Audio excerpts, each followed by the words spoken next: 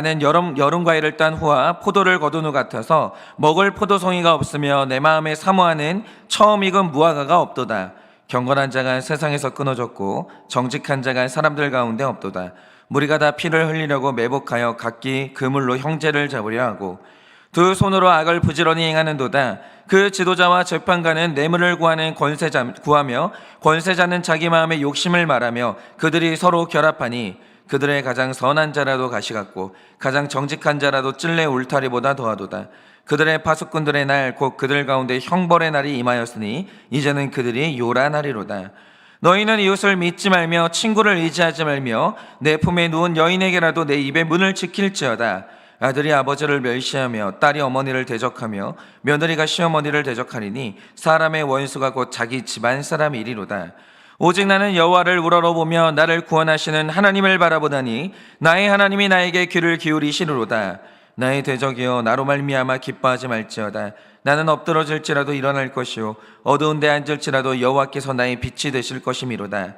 내가 여호와께 범죄하였으니 그의 진노를 당하려니와 마침내 주께서 나를 위하여 논쟁하시고 심판하시며 주께서 나를 인도하사 광명에 이르게 하시리니 내가 그의 공의를 보리로다. 나의 대적이 그것을 보고 부끄러워하니니 그는 전에 내게 말하기를 내 하나님 여호와가 어디 있느냐 하던 자라. 그가 거리에 진흙같이 밟히리니 그것을 내가 보리로다. 내 성벽을 건축하는 날 곧 그날에는 지경이 넓어질 것이라. 그날에는 아수르에서 애굽 성읍 애들까지 애굽에서 강까지 이 바다에서 저 바다까지 이 산에서 저 산까지의 사람들이 내게로 돌아올 것이나. 다 같이 읽겠습니다. 그 땅은 그 주민의 행위의 열매로 말미암아 황폐하리로다.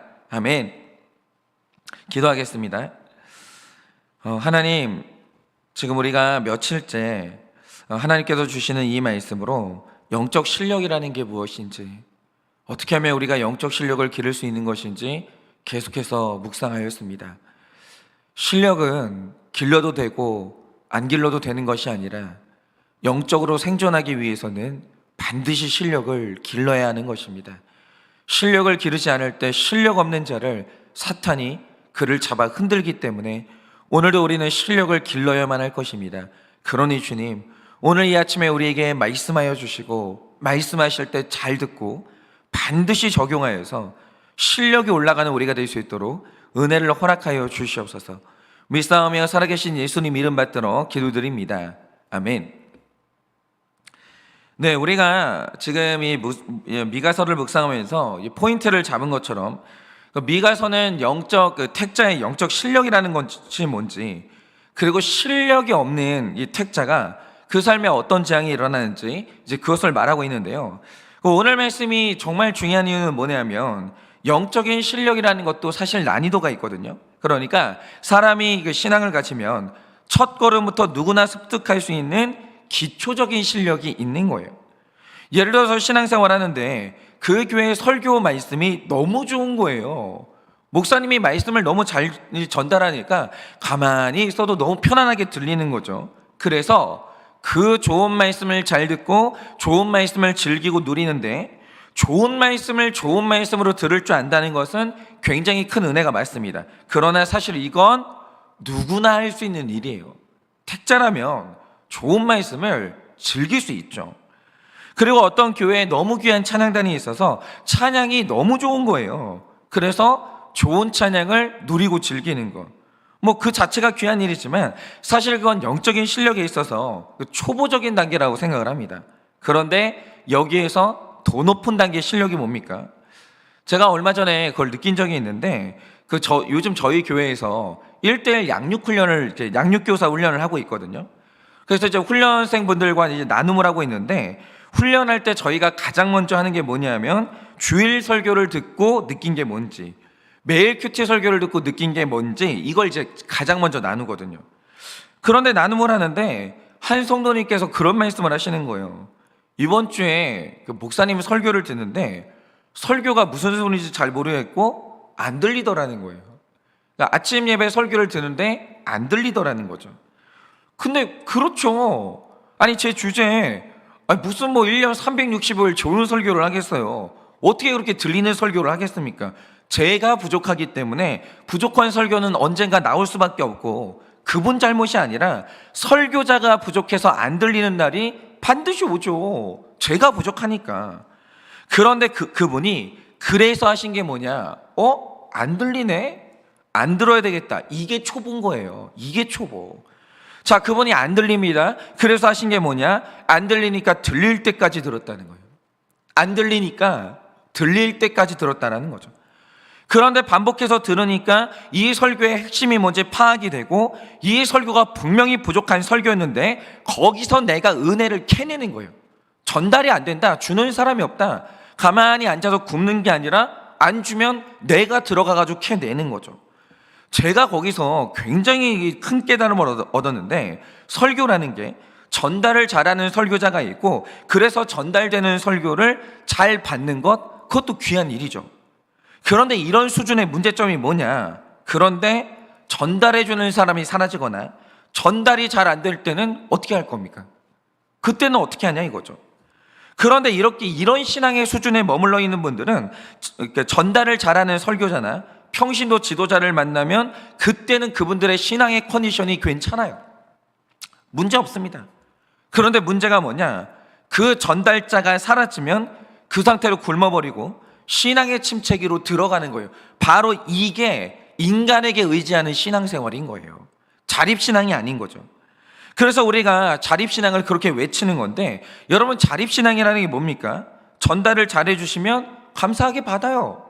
좋죠. 그거보다 좋은 게 어디에 있겠습니까?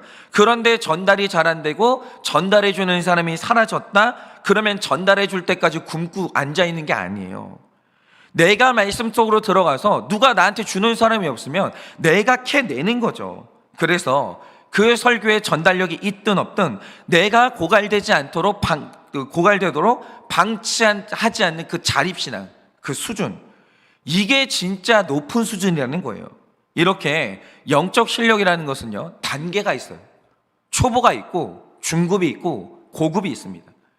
영적 실력이라는 것은 단계가 있고 하나님이 원하시는 거룩의 높이라는 것은 하늘에 닿아 있기 때문에 언제나 내가 지금 머물고 있는 영적인 실력보다 더 높은 경지가 언제나 있어요. 내 위가 있다라는 거죠.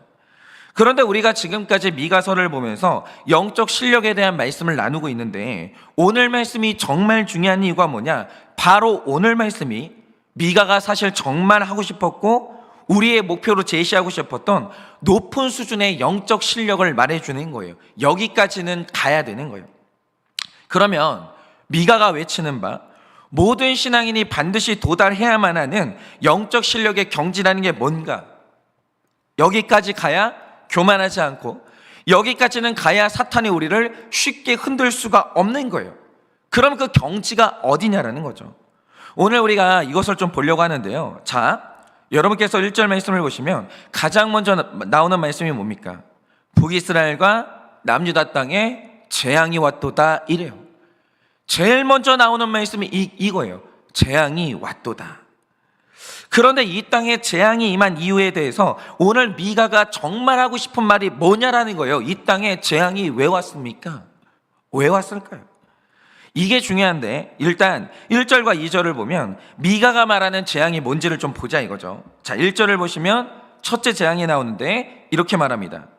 지금 남유다의 상황이라는 것은 여름 과일을 딴 후와 포도를 거둔 후 같아서 먹을 포도송이가 없으며 내 마음에 사모하는 처음 익은 무화과가 없도다라고 해요. 그러니까 여기서 이 말씀을 수박 겉핥기로 읽게 되면 먹을 무화과가 없고 포도나무 열매가 없는 거, 이 자체가 먹을 게 없는 게 재앙이다 이렇게 보이거든요. 그런데 이 말씀에서는요 구속사적으로 훨씬 더 심각한 근본적인 재앙이 있는 거예요. 그러면 그 재앙이라는 게 뭐냐? 지금 이 구절의 배경은 포도를 수확하는 8월달을 배경으로 하고 있거든요. 그런데 원래 레위기나 신명기 시대의 8월달이라는 것은요 그 땅 모든 사람이 배부르고 모든 사람이 풍요를 누리는 축제의 시기예요. 왜냐? 당시 가나안 땅에 정착한 이스라엘 백성들도 농사를 지었기 때문에 때가 되면 추수를 시작하는데 이 추수에 있어서 이스라엘에는 다른 나라에는 없는 독특한 법이 있었습니다. 레위기 19장 9절 10절에 보면은 이런 기록이 있는데 한번 들어보세요. 너희가 너희의 땅에서 곡식을 거둘 때 너는 밭 모퉁이까지 다 거두지 말고 내 떨어진 이삭도 줍지 말며 내 포도원 열매를 다 따지 말며 내 포도원에 떨어진 열매도 줍지 말고 가난한 사람과 거류민을 위하여 버려두라. 나는 너희의 하나님 여호와니라 라고 합니다. 뭐죠? 하나님이 세우신 이스라엘을 보면 하나님께서 각 사람의 능력차를 무시하지는 않으세요. 그 증거가 뭐냐? 사람마다 가진 능력이 다르고 노력의 정도가 다르기 때문에 얻게 되는 소득이 다릅니다. 그러니까 추수를 하면 어떤 사람은 100개의 열매를 얻는데 어떤 사람은 10개를 얻거든요. 그런데 하나님이 그 빈부의 격차를 인정하세요. 아니 아무리 많이 거뒀든지 상관없어. 다 내놔. 그런 다음에 똑같이 나눠주는 공산사회가 아니라는 거예요. 하나님의 나라는 빈부의 격차를 인정해요. 그렇죠. 만약에 그걸 인정해 주지 않을 거면 누가 노력이라는 걸 하겠어요? 누가 개발이라는 걸 하겠습니까? 그럴 수가 없죠. 하나님은 노력의 여부에 따라서 그 사람의 재능의 여부에 따라서 하나님은 반드시 빈부의 격차를 인정하십니다. 그런데 여기에서 또 인정하시는 게 뭐냐? 오늘 내가 많이 거둔 것은 내가 많은 은혜를 받은 증거지 내가 더 뛰어나거나 전부 다 내 노력의 결과가 아니라는 거예요. 하나님이 그 사람에게 더 많이 준 이유가 있다라는 거예요. 모든 것이 다 내 노력의 결과는 아니에요. 그래서 하나님은 어떤 경우에도 더 많이 갖는 것 괜찮아요. 더 많이 누리는 것 괜찮아요. 그런데 하나님 나라에서 다 갖는 것은 어떤 경우에도 허락하지 않아요.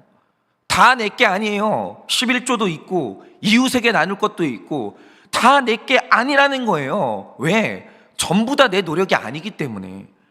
그래서 이스라엘의 지주들은 의무가 있는데 그 해에 농사를 지어서 수확을 하면 어떤 경우에도 전부 다 거둘 수는 없어요. 많이 거둬도 돼요. 많이 누려도 된다니까요. 많이 먹어도 돼요. 다 가질 수는 없어요. 왜냐? 하나님이 남들보다 더 많이 갖는 것을 허락하셨는데 다 가지는 건 허락하지 않으셨거든요. 그래서 이제 추수를 하면 내가 많이 갖지만 반드시 가난한 자들을 위해서 남겨놓는 열매가 있어야 되고 추수하다가 떨어지는 게 있잖아요. 주스면 안 돼요. 그건 하나님이 가난한 자들을 위해서 놔두시는 거예요.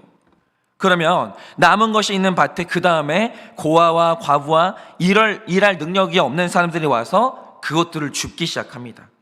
그런데 그들도 자기가 다 가질 수는 없어요. 나에게 필요한 만큼 걷어가지만 혹시 있을 줄 모르는 나보다 더 연약한 자들을 위해서 그만큼은 또 남겨놔요. 그러니까 이스라엘의 모든 사회는요, 내가 다 가지는 사람은 없어요. 다 자기 수준에 따라서 형편에 따라서 남겨놓고 나눠야 돼요. 그런데 바로 이 법이 구원에 있어서 핵심적인 법이었다는 거죠. 이게 왜냐? 자, 예수님의 조상 중에 룻이라는 여인이 있었어요. 이 여인의 인생이 얼마나 기구하냐. 이 여인이 어떤 집에 시집을 갔는데 그 집의 시아버지가 돌아가셨어요. 그런데 이 가정에 두 아들이 있으니까 그 남자들을 믿고 남아있는 아들들 중에 한 사람과 결혼을 했거든요. 그런데 어느 날 내 남편이 죽고 그 형제까지 죽으면서 이제 그 집에 남자가 아무도 없고 여자 셋만 남은 거예요. 그런데 이 집에 남은 여자가 룻이라는 며느리와 오르바라는 며느리 그리고 시어머니가 되는 나오미가 남았는데 이때 며느리 오르바가 선택한 게 뭡니까? 내 시어머니가 예수 믿는 사람이라서 그 시어머니 따라서 신앙생활을 하고 싶어요. 그런데 남자도 없는 상태에서 여자만 셋이 모여 살면 버는 사람은 없고 먹는 사람만 있기 때문에 고생길이 너무 훤한 거예요. 내가 이 시어머니를 먹여 살려야 되거든요. 그래서 예수를 믿지만 시어머니랑 고생하는 게 싫어서 시어머니를 버리고 예수도 떠납니다. 그리고 재혼의 길을 선택해요. 반면에 여기서 룻이 선택한 길이 뭐냐? 나 역시 재혼을 하면 그래도 먹고 사는 길이 열립니다. 그런데 내가 모압 사람이기 때문에 불신자와 결혼하게 되면 예수 믿을 길이 사라지는 거예요. 그러니까 이 룻이 이제 고민을 하다가 아무리 내가 고생을 하더라도 신앙을 지키기 위해서 시어머니와 함께하는 고생의 길을 선택합니다. 그런데 보세요. 만약 룻이 신앙을 위해서 재혼을 포기하고 시어머니와 유다 베들레헴에 왔는데 이때 먹을 것이 없어서 여자 둘이 굶어 죽었다? 여자 2명이 죽은 게 아니에요. 예수님이 이 땅에 못 와요. 예수님이 이 땅에 못 오는 사건이에요. 예수님의 조상이요, 여자 둘밖에 없는, 과부 둘밖에 없는 집인데 그 집에서 예수님이 태어났다니까요. 그 집이 가난한 집이었어요. 그런데 이 가난한 두 여자가 죽지 않고 살았어요. 그리고 이 구속사의 족보를 이어가고 그 구속사에서 예수님이 오셨다라는 거죠. 그 이유가 뭡니까? 오늘 말씀에 나오는 이 추수법 때문에 살아남은 거예요. 가난한 자들을 위해 남겨놓는 그 법 때문에 남겨놨다, 이거라는 거죠. 그래서 룻기를 보면 룻이 생존을 하는데 보아스의 밭에 남아있는 바로 그 양식으로 생명을 이어갔고, 그 자비로운 양식 덕분에 예수님이 이 땅에 오신 거예요. 그러니까 이 절묘한 하나님의 섭리를 보세요. 구약에서 하나님이 부자들을 향해서 말씀하실 때 추수하는 그날에 절대로 다 갖지 마, 다 네 거 아니야, 다 갖지 마, 가난한 자들을 위해서 반드시 남겨놔야 해, 아무리 미련이 남아도 내려놓고 포기해야 돼, 이렇게 말씀하셨다는 거죠. 그런데 여기에서 부자들이 오해하는 게 뭐냐, 이게 가난한 자들을 살리는 법, 내가 아니라 남을 살리는 법, 내가 손해를 보는 법, 이렇게 생각했거든요. 그런데 그게 엄청난 착각이라는 거죠. 여러분, 하나님이 우리에게 요구하시는 법 중에 남을 위한 법은 하나도 없어요. 전부 다 내 구원을 위한 법이에요. 여러분, 하나님께서 부자들에게 왜 남겨놓으라고 하셨습니까? 이렇게 남겨놓은 양식을 먹고 예수님이 태어나거든요. 그런데 이 예수님이 누구를 살리는 예수님이냐? 부자들을 살리는 예수님이에요. 그들 자신을 구원하시는 예수님이라는 거죠. 그러니 반드시 남겨놔야 되는 추수법이 누구를 살리는 법입니까? 가난한 자를 살리는 법이 아니에요. 나를 살리는 법인 거예요. 이게 얼마나 중요한데요. 반면에 그 남은 것이 아까워서 내가 싹 다 가져갔을 때 그때 죽는 게 누구냐? 남이 죽는 게 아니에요. 가난한 자가 죽는 게 아니에요. 내 삶에 예수님이 못 와요. 내가 싹 다 가져가잖아요. 내가 죽는 거예요. 내가. 사람들이 그 원리를 모르는 거예요. 그러니까 구속사적으로 볼 때 이 추수법이라는 게 영적으로 이렇게 중요한 거예요. 욕심이 많아가지고 다 갖는 사람이 있죠. 결국 내가 죽는 거예요. 그런데 하나님 말씀에 따라서 내려놓는 게 있고 나누는 사람이 있다라고 하죠. 남을 살리는 게 아니에요. 나를 살리는 거예요. 그 사람의 삶에 예수님이 오시거든요. 그런데 오늘 말씀 1절을 보세요. 이 1절 말씀이 이렇게 무서운 이유가 뭡니까?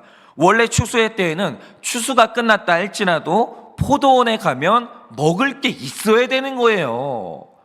남은 게 있어야 되는 겁니다. 무화과 나무에 가면 먹을 게 있어야 되는 거예요. 그게 이스라엘의 법이고 예수님이 이 땅 가운데 은혜를 주시는 통로라는 거죠. 이스라엘에서는요, 추수기가 지났는데도 먹을 것이 있는 거, 이 정상이에요. 그런데 오늘 말씀을 보니 주인이 추수를 다 끝내고 가난한 자들이 포도원에 갔는데 반드시 있어야 될 포도송이 열매가 없고 무화과 열매가 없어요. 없는 거예요. 그러니까 이 시대 사람들이 욕심에 눈이 멀어가지고 하나님 말씀을 어기기 시작했는데 남기는 거 없이 싹 다 가져간 거예요. 싹 다. 그럼 이 말 뜻이 뭐냐? 지금 이들의 삶에 예수님이 사라졌다, 그 뜻인 거예요. 난리가 난 거예요. 구원이 끊어진 거예요. 먹을 것이 끊어진 사건이 아니고요, 구원이 끊어진 사건이라고요. 이건 가난한 사람이 죽는 문제가 아니라 이 민족 전체가 버림받게 생긴 거예요. 난리가 난 거죠. 그러니까 포도송이가 없고 무화과가 없는 게 그래서 재앙인 거예요. 배고픈 게 재앙이 아니라 구원이 끊어졌다는 거죠. 그리고 2절을 보시면 이것도 무서운데, 자, 열매만 끊어진 게 아니라 경건한 자가 세상에서 끊어졌고 정직한 자가 사람들 가운데 한 명도 없다는 거예요. 그런데 이 말씀이 구속사적으로 왜 무섭습니까? 창세기 18장을 보면 소돔과 고모라를 멸하시는 하나님의 작정이 나오는데 아브라함이 이것을 막아보려고 했지만 결국 소돔과 고모라가 멸망합니다. 그러면 여기가 왜 망했습니까? 의인이 한 명도 없는 거예요. 만약 의인이 한 명 있었으면 그 땅은 안 망했어요. 그런데 아브라함이 열심히 이 땅을 살려보려고 그 의인을 찾아다녔거든요. 그런데 소돔과 고모라의 의인이 한 명도 없는 거예요. 그런데 오늘 말씀을 보면 경건한 자가 세상에서 끊어졌고 정직한 자가 남유다에 한 명도 없는 거예요. 한 명도. 한 명도. 그러면 이 말 뜻이 뭐겠습니까? 이 세상이 말세다 그 뜻이 아니고 지금 남유다가 소돔하고 똑같이 됐다는 거예요. 버림받기 직전이다, 그렇게 된 거예요. 그러니까 오늘 미가가 탄식하는 게 뭐냐? 재앙이 왔다 이러는 거예요. 지금 예수님이 이 땅을 버리기 직전인 거예요. 재앙이 왔다 이거예요. 그런데 바로 이 절망의 때 미가가 시대를 구원하고 절망적인 내 가정을 구원하는 최고의 영적 실력을 보여주는 거예요. 그래서 남유다가 안 망한 거예요. 그래서 남유다가 버림받지를 않은 거예요. 근데 미가가 최고의 실력을 보여준 거죠. 그러면 그 실력이 뭐냐라는 거죠. 자, 여러분 보세요. 지금 이스라엘에 재앙이 왔고 절망적인 상황이 왔습니다. 그런데 중요한 건 이거예요. 이 재앙을 불러온 사람이 누구예요? 누구 때문에 이렇게 됐죠? 여기에 대한 답을 내놔야 영적 실력이 최고인 거예요. 근데 대부분의 사람들이 우리 집에 재앙이 왔습니다, 우리 교회에 재앙이 왔습니다, 대답이 틀리는 거예요. 아무리 기도 많이 해도 이 질문에 대해서 대답이 똑바르지 않으면 영적 실력이 형편이 없는 거예요. 그럼 보세요. 오늘 남유다에 재앙이 왔어요. 누구 때문에 왔습니까? 오늘 미가가 말하는 바 이 대답을 똑바로 하는 게 최고의 실력인데 그게 누구냐라는 거예요. 제가 이거와 관련해서 우리 청년들하고 대화를 하다가 얼마 전에 어마어마한 진리를 깨닫게 됐습니다. 여러분도 다 아시겠지만 그냥 제가 이렇게 표현할게요. 여러분이 어느 회사를 가시든지 어느 교회를 가고 어느 목장을 들어가셔도 거기에 또라이가 한 명 있는 것은 과학이에요. 이건 아무도 못 막아요. 그거는 과학이에요. 과학. 한 명은 반드시 있는 거예요. 그래서 저도 이걸 너무 잘 알고 있습니다. 그런데 요즘 제가 너무 이상한 게 뭐냐, 제가 한일교회를 목회하고 있거든요. 그런데 어디에나 한 명이 있는 그 또라이가 우리 교회에 없는 거예요. 아무리 찾아봐도 없는 거예요. 그래서 처음에는 이게 되게 이상했어요. 아니 어딜 가든지 또라이가 한 명쯤은 있는 건 하나님의 섭리인데 분명히 우리 교회에도 그 또라이가 하나 있어야 되는데 왜 우리 교회는 그 또라이가 없나? 이게 처음에는 이상했거든요. 그런데 나중에 시간이 지나니까 드는 생각이 뭐냐? 아, 우리 교회는 레벨이 다른 교회구나. 내가 엄청나게 목회를 잘하고 있구나. 그래서 우리 교회는 특별히 또라이가 없구나, 이 생각을 했거든요. 그래서 어느 날 제가 이제 청년 목장을 인도하면서 은근히 자랑하고 싶은 거예요. 그래서 이 말을 했죠. 얘들아, 내가 요즘에 너무 이상한 게 있어. 아니 어딜 가든지 또라이가 하나 있는 것은 과학이잖아. 그런데 우리 교회에 또라이가 없어. 제가 이 말을 했죠. 그러니까 제가 이 말을 한 다음에 청년들한테 기대했던 대답이 뭐냐면, 아, 목사님이 목회를 잘해서 그렇죠, 우리 교회가 성령 충만하니까 또라이가 없죠, 뭐 이런 대답을 기대했거든요. 그런데 제가 이 말을 하니까 이 말을 듣고 청년들 얼굴이 사색이 되는 거예요. 그리고 저한테 하는 말이 뭐냐, 목사님 어디를 가든 또라이가 하나 있는 것은 과학이 맞는데 만약 내가 어디를 갔는데 또라이가 아무리 찾아봐도 없다? 그러면 그게 뭘 뜻한지 아십니까? 그 또라이가 나라는 뜻이에요. 내가 또라이니까 또라이가 안 보이는 거예요. 그러니까 이런 겁니다.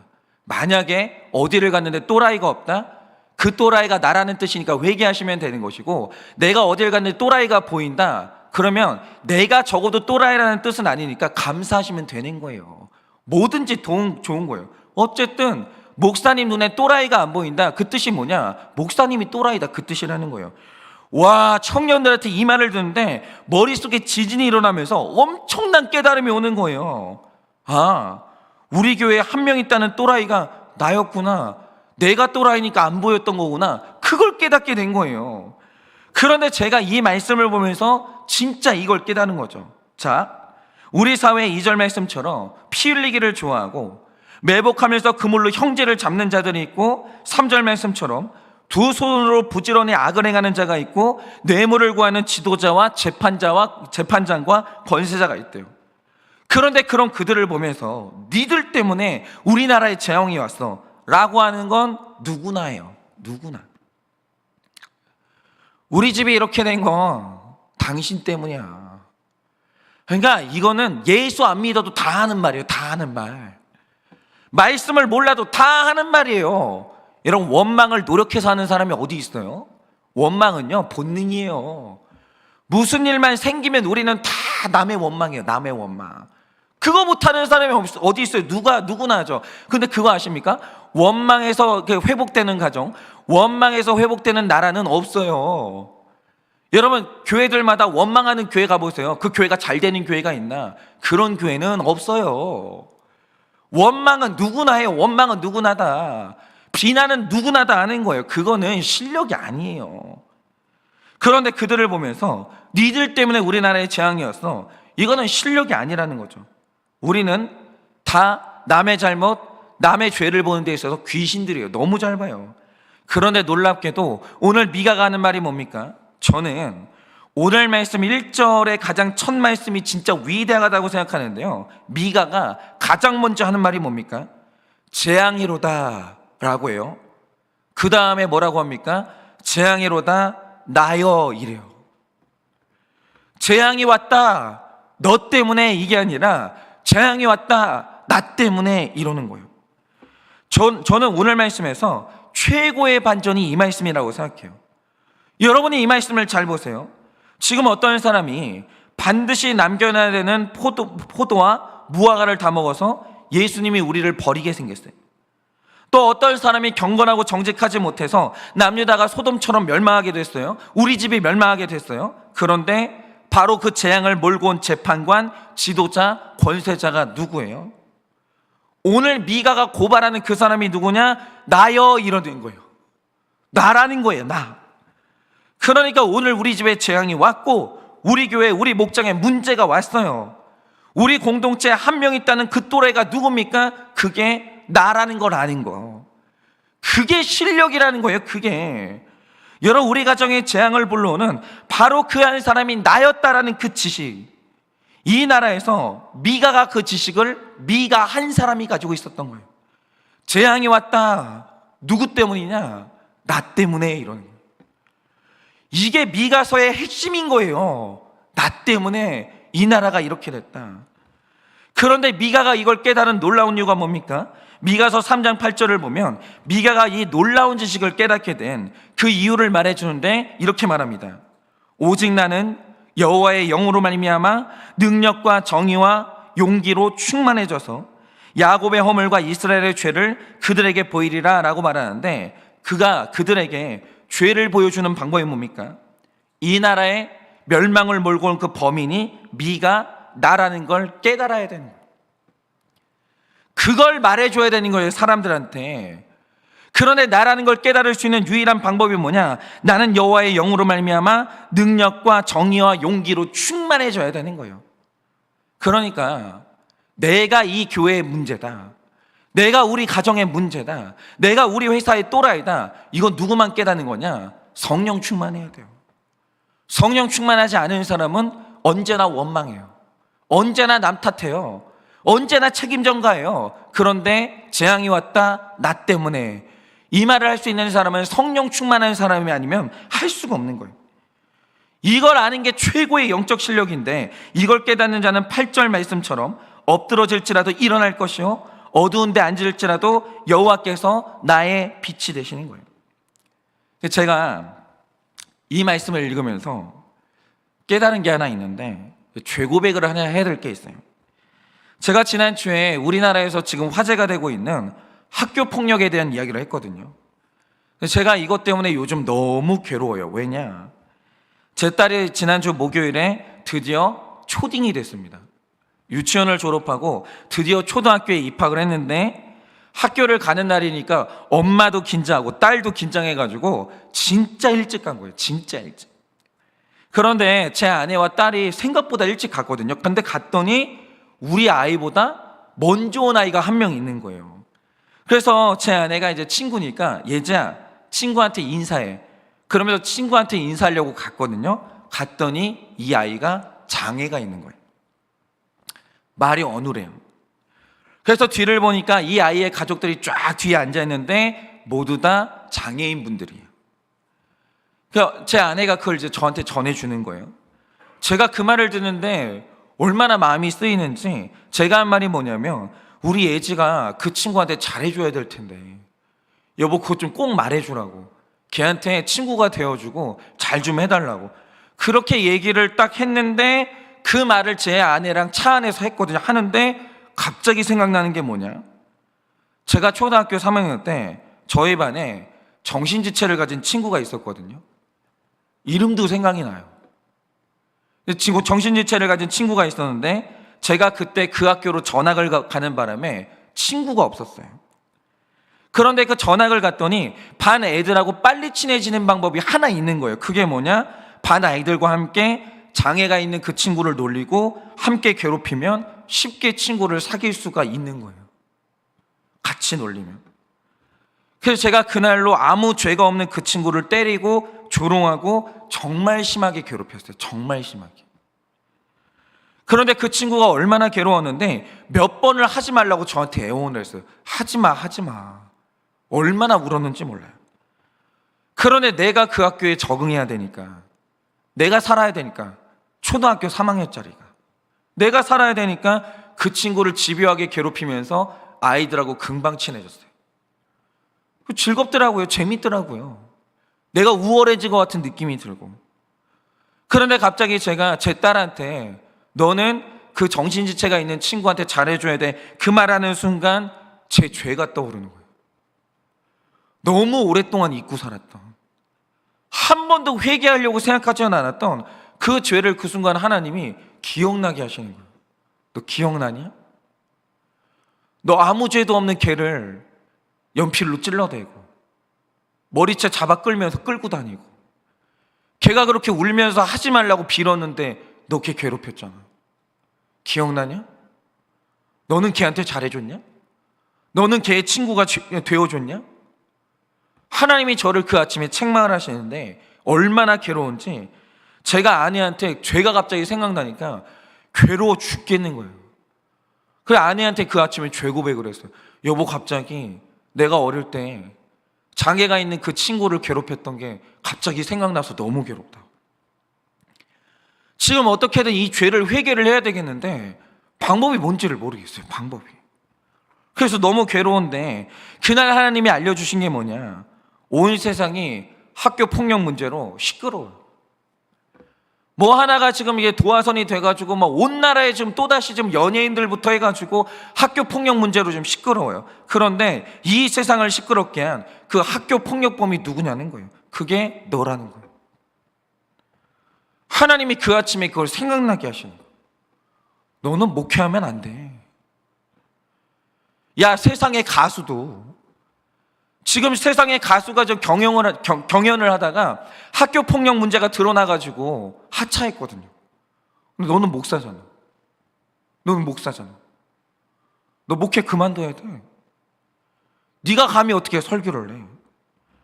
여러분, 이 세상이 지금 학교 폭력 문제로 시끄러운데 이 세상에 재앙을 몰고 온 그 범인이 누군지 알아? 너야. 네가 또라이야. 남이 또라이가 아니라 이 세상, 이 나라에 있다는, 이 나라 무너뜨리는 그 또라이가 누구냐? 너야. 너 그거 아냐고. 그런데 하나님이 그걸 알려주시는 거예요. 그런데 이걸 깨닫게 되는 순간이 뭐냐, 바로 그게 엎드러질지라도 일어나는 순간이요, 어두운데 앉을지라도 여호와께서 나의 빛이 되시는 그 순간인 거예요. 우리가 그걸 몰라요. 우리 집안이 무너지고 있어요. 왜입니까? 우리 자녀한테 재앙이 몰려오고 있어요. 누구 때문에 이렇게 된 거예요? 우리 교회가 갈갈이 부서지고 우리 교회가 찢겨 나가고 있어요. 우리 목장이 문제가 생겼어요. 누구 때문이에요? 오늘 하나님이 말씀하신 게 그거예요. 성령 충만한 사람은 그게 나 때문이라는 걸 알아요. 제가 지금도 잊지 못하는 장면이 있는데, 정확히 그게 언제였는지 기억이 안 나는데 부활주일이었거든요.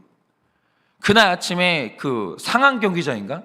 거기에 한국교회 굉장히 많은 사람들이 모여가지고 합동 부활주일 예배를 드렸어요. 그때 설교자가 돌아가신 옥하는 목사님이었어요. 옥하는 목사님이 그날 펑펑 우십니다. 그리고 하시는 말씀이 뭐냐, 이놈이 한국교회를 망쳤다고, 이놈 때문에 한국교회가 이렇게 됐다고. 내가 교회를 대형 교회로 키우면서 성도들이 쓴 거 싫어하니까 단 거 먹여가지고 이 교회가 이렇게 됐다고. 하나님, 한국 교회를 살려달라고. 그런데 그게 나 때문에 그렇게 됐다. 이놈이 한국 교회를 망쳤다고. 그러면서 옥하는 목사님이 펑펑 우시는데 그게 전국에 생중계가 다 됐어요. 저는 옥하는 목사님이 성령 충만했다고 생각해요. 한국 교회에 그분보다 용기 있는 사람은 없었다라고 생각해요. 전국 교회가 다 보고 있는 예배라는 걸 뻔히 알았어요. 근데 거기에서 돌아가시기 전에 마지막 기력이 남아있을 때 고백한 게 뭐냐? 이놈이 한국 교회를 망쳤다는 거예요. 그게 바로 성령 충만인 거예요. 목사님이 그 해에 그렇게 설교해 주셨기 때문에 한국 교회가 아직까지 망하지 않고 있는 거예요. 여러분, 사람이 살면서 가장 성령 충만한 순간이 뭐냐? 남의 죄가 보여서 그 사람이 비난이 되고 무시가 되는 게 아니라 내 죄가 보여서 회개하는 그 순간, 바로 그게 성령으로 충만한 시간인 거예요. 그러니 오늘 하루 우리 가정에, 우리 회사에, 우리 교회와 우리 목장에 재앙이 왔는데 누구 때문에 왔습니까? 제발 좀 나인 걸 알아야 돼요. 제발 나 때문에 그랬다는 걸 좀 알아야 돼요. 그런데 그게 깨달아질 때 하나님은 그 깨달아지는 그 한 사람, 미가 같은 한 사람을 통해 엎드러진 자리에서 일어나게 하시고 여호와께서 나의 빛이 되는 놀라운 일이 일어날 것입니다. 오늘 하루, 오늘 우리 집에 재앙을 몰고 온 그 사람이 나인 걸 깨달아 엎드러진 자리에서 일어나시는 그 하루 되시기를 예수님의 이름으로 축원을 드립니다. 자, 기도하고 축도함으로 마치겠습니다. 기도하겠습니다. 하나님, 온 나라가 학교 폭력 문제로 시끌시끌합니다. 재앙이 왔습니다. 그런데 하나님께서 저에게 말씀하여 주십니다. 그 중에 이 나라의 학교 폭력을 몰고 온, 그 재앙을 몰고 온 주범이 저라고 말씀하십니다. 하나님, 제가 어떻게 해야 되겠습니까? 이 세상에, 이 교회에 재앙이 저 때문에 왔는데 제가 감히 누구를 정죄하고 누구를 질책하겠습니까? 주님, 깨닫게 하여 주시옵소서. 이 교회가 아픔이 왔다면 그게 나 때문인 것이고, 우리 목장에 문제가 생겼다면 그게 나 때문인 것을, 우리 가정에 문제가 생겼다면 그게 나 때문인 것을 제발 깨달을 수 있는 성령의 충만함을 허락하여 주시옵소서. 그래서 엎드러질지라도 일어나고 어두운 데서 빛을 발견할 수 있도록 주님, 성령의 충만함을 허락하여 주사 재앙의 원인이 나인 것을 깨닫게 하여 주시옵소서. 지금은 우리 주 예수 그리스도의 은혜와 하나님 아버지의 그 크신 사랑과 성령님의 위로하시고 교통하여 주시는 그 역사하심이, 이 땅에 재앙을 몰고 온 바로 그 사람이 나인 것을 깨닫는 그 성령의 충만함으로 말미암아 가정과 회사와 교회와 목장을 회복시키기를 원하는 사랑하는 우리 모든 성도님들의 머리 위에 지금으로부터 영원 무궁토록 함께 있을지어다. 아멘.